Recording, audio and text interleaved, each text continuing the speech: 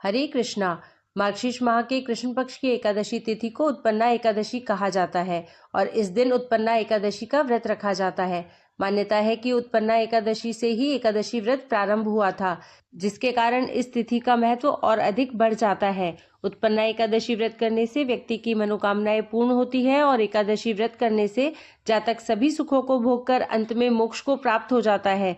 जान लेते हैं कि इस साल उत्पन्ना एकादशी कब पड़ रही है। तो मार्गशीर्ष माह की कृष्ण पक्ष एकादशी तिथि 26 नवंबर को रात 1:03 पर आरंभ होगी और एकादशी तिथि का समापन है वह 27 नवंबर को सुबह 3:47 पर होगा। उदया तिथि के अनुसार एकादशी व्रत 26 नवंबर 2024 को रखा जाएगा। उत्पन्ना एकादशी व्रत का पारण का समय है, मतलब व्रत जो खोलने का समय है। उत्पन्ना एकादशी व्रत पारण 27 नवंबर 2024 को किया जाएगा। व्रत पारण का जो समय है दोपहर में 1:12 से 3:18 तक रहेगा। यह जो पारण का समय हमने बताया है, इस बीच में आप अन्न भोजन ले सकते हैं।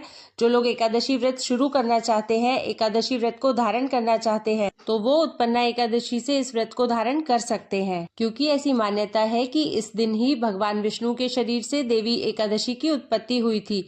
इसलिए इसी दिन से एकादशी व्रत प्रारंभ करना अत्यंत शुभ माना गया है। जब आप एकादशी व्रत धारण करते हैं तो कुछ विशेष बातों का, विशेष नियमों का धारण करना चाहिए। जिस दिन आप एकादशी व्रत रखें उस दिन आप किसी वृक्ष की पत्तियां ना तोड़ें, तुलसी ना तोड़ें, कोई अन्य फूल ना तोड़ें। किसी भी प्रकार से आपको पौधों से पत्तियां नहीं तोड़नी है।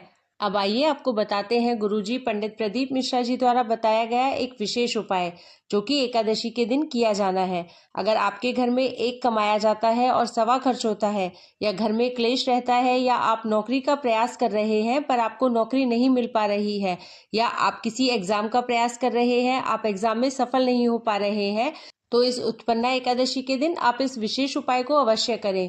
गुरुजी पंडित प्रदीप मिश्रा जी के द्वारा बताया गया विशेष और लाभकारी उपाय है। इसके लिए आपको एक कलश जल लेना है और आपको 7 बेलपत्र लेने हैं। 7 बेलपत्र ऐसे लीजिएगा जो कहीं से भी खंडित ना हो।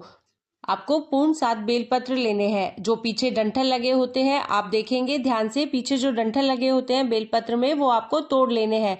कभी भी शंकर भगवान के शिवलिंग पर डंठल लगी बेलपत्र नहीं चढ़ाई जाती। इसके बाद यदि आपके पास पर्याप्त मात्रा में गंगा जल है तो आप गंगा जल कलश भरकर ले लीजिए, और यदि आपके पास पर्याप्त मात्रा में गंगा जल नहीं है तो अपने घर में जो भी आपके पास जल है, शुद्ध जल आप कलश में डाल लीजिए और कुछ बूंदे गंगा जल की आपको डाल लेनी है। और 7 बेलपत्र आपको पत्ती का मुख कलश के अंदर डुबोए हुए और डंडी का मुख ऊपर रखते हुए 7 बेलपत्र आपको कलश के अंदर डाल देने हैं और यह कलश लेकर आपको शिवालय पहुंच जाना है। सबसे पहले आप देखेंगे नंदी महाराज यहाँ विराजमान है। नंदी भगवान का जो पैर उठा हुआ होता है, बस वही जो कलश का गंगा जल है आपको नंदी के उठे हुए चरण में अर्पित कर देना है। जब आप नंदी भगवान के चरण में जल समर्पित कर देते हैं, उसके बाद कलश में आपके पास 7 बेलपत्र बची रहेंगी। अब उन 7 बेलपत्रों को क्या करना है, आप जहां पर शिवलिंग विराजमान है, शिवलिंग के ऊपर आपको 7 बेलपत्र एक एक करते हुए श्री शिवाय नमस्तुभ्यम बोलते हुए, अपनी मनोकामना मन में बोलते हुए, अर्पित करते हुए जाने हैं। आप चाहो तो 7 बेलपत्र एक साथ भी अर्पित कर सकते हैं या आप एक एक करके भी अर्पित कर सकते हैं। पर ध्यान रखें कि जब आप बेलपत्र अर्पित कर रहे हो तो पत्ती का मुख आप अपनी ओर रखें और डंडी का मुख आपसे ठीक विपरीत दिशा की ओर रखें। इस तरीके से आपको इस उत्पन्ना एकादशी में उपाय करना है।